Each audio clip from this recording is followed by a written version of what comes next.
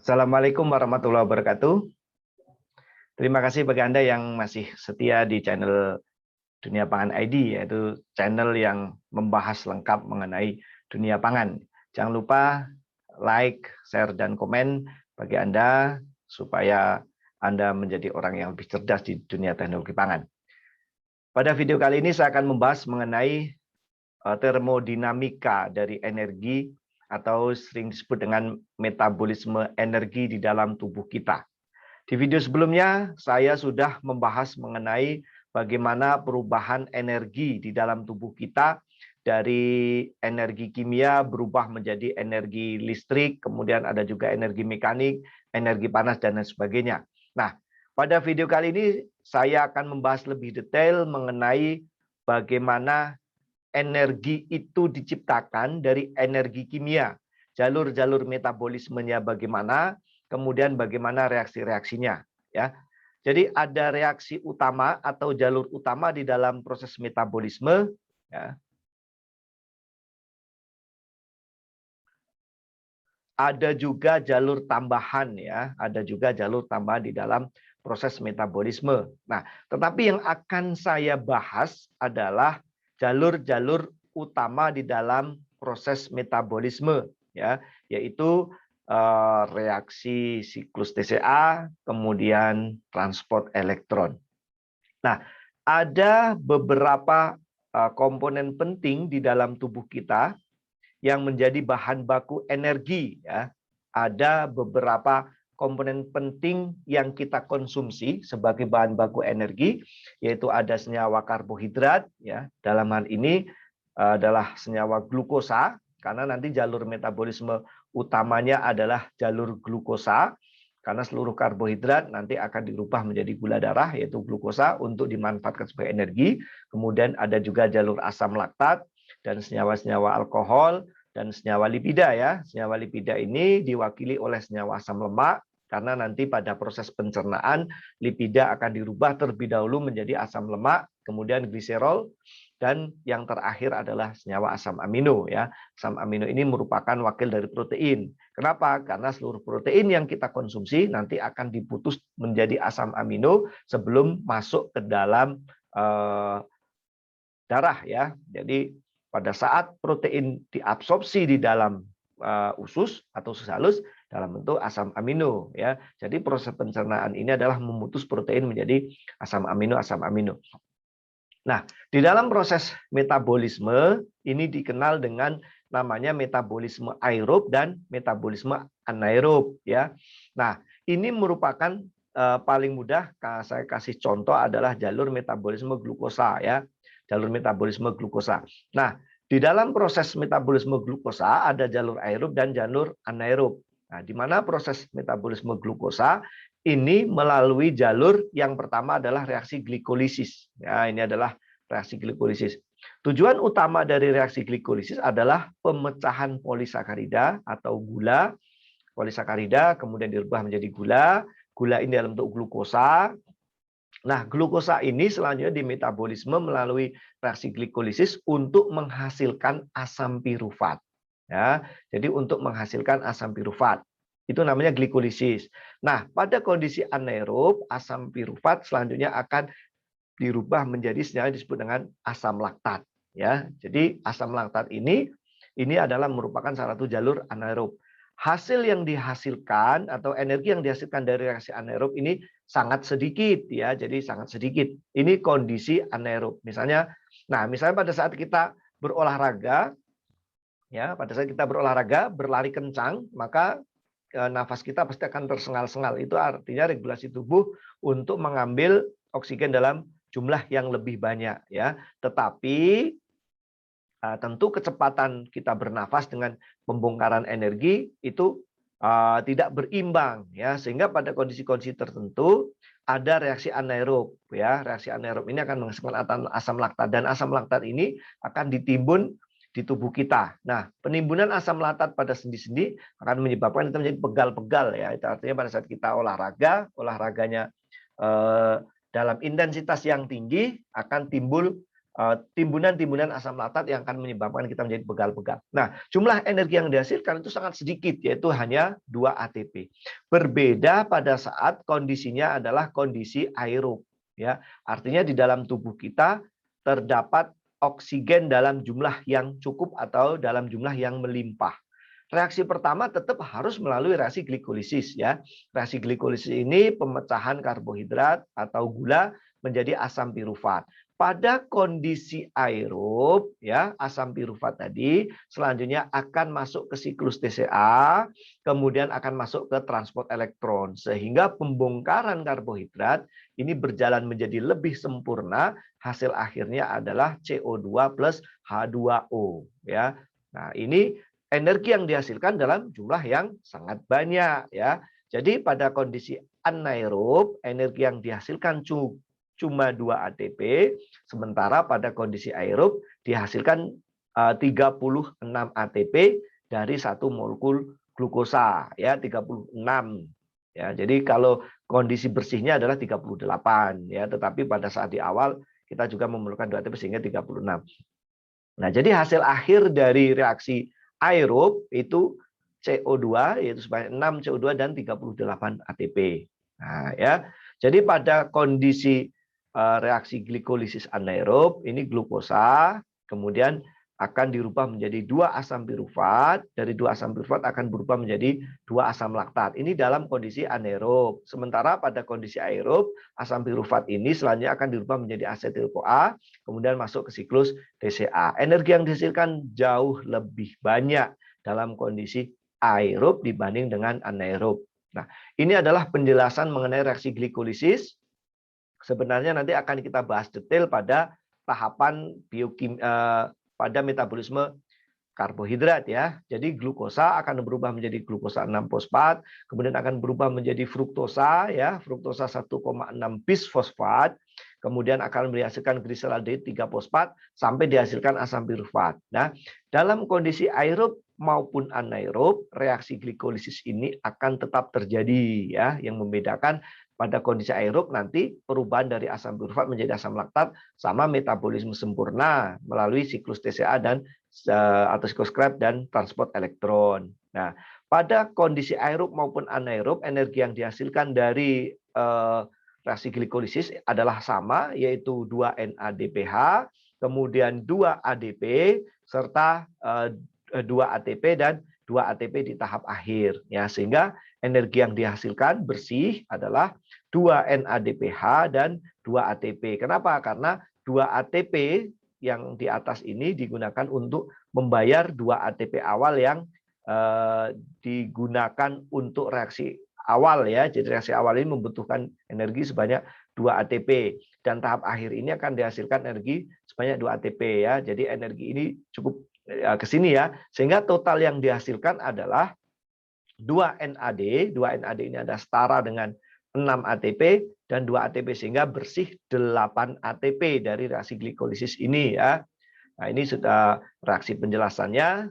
Nah, adalah glukosa 6 fosfat diperlukan 1 ATP, diperlukan 1 ATP, kemudian hasilnya adalah 2 NADH yang setara dengan 6 ATP dan 2 ATP sehingga bersihnya adalah 8 ATP. Nah, pada kondisi anaerob ya, asam pirufat ini kemudian akan dirubah menjadi asam laktat ya, asam laktat. Energi yang dihasilkan sangat kecil karena hanya dihasilkan 1 NADPH ini akan dihasilkan sehingga bukan menghasilkan energi, malah justru perubahan asam pirufat menjadi asam laktat itu menggunakan energi yaitu NADPH. Ya, jadi akan setara dengan 3 ATP ya energi. Sehingga dari reaksi anaerob ini energi yang dihasilkan sangat sedikit yaitu dari 8 masih dikurangi dengan 1 NADPH atau 3 ATP ya.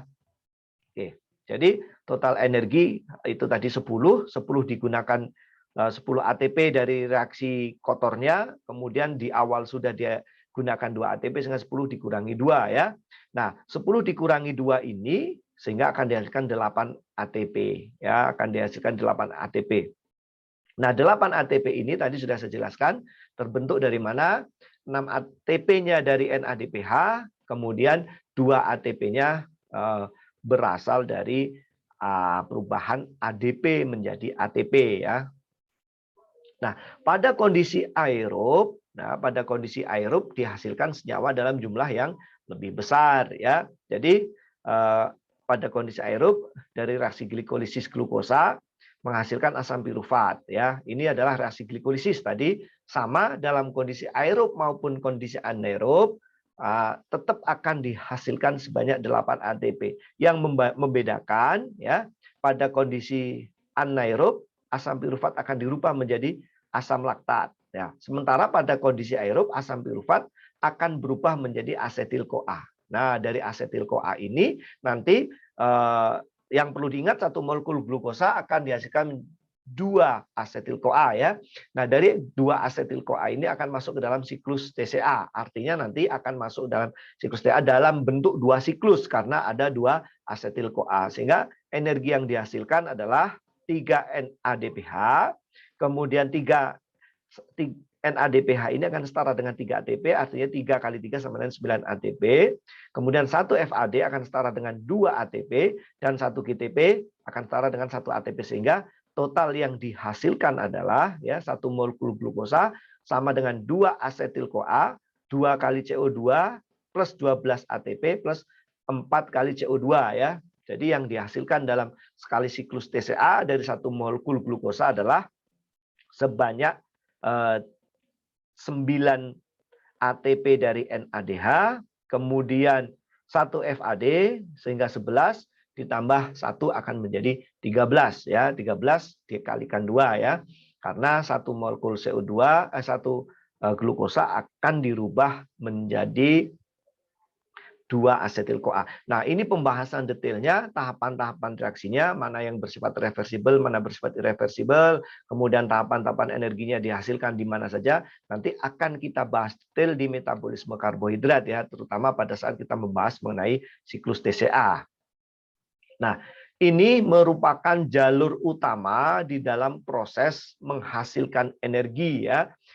Energi itu bisa berasal dari karbohidrat, ini energi bisa berkarbohidrat, bisa berasal dari protein, bisa berasal dari lipida. Nah, kebetulan sebagai contohnya tadi adalah karbohidrat ya, berasal dari karbohidrat. Nah, karbohidrat ini akan mengalami reaksi persiapan tadi disebut dengan glikolisis, baik aerob maupun anaerob, semuanya akan melalui reaksi glikolisis untuk menghasilkan 2 asam pirufat dari 1 molekul glukosa. Nah, selanjutnya pada kondisi aerob ya akan berubah menjadi asetil-CoA.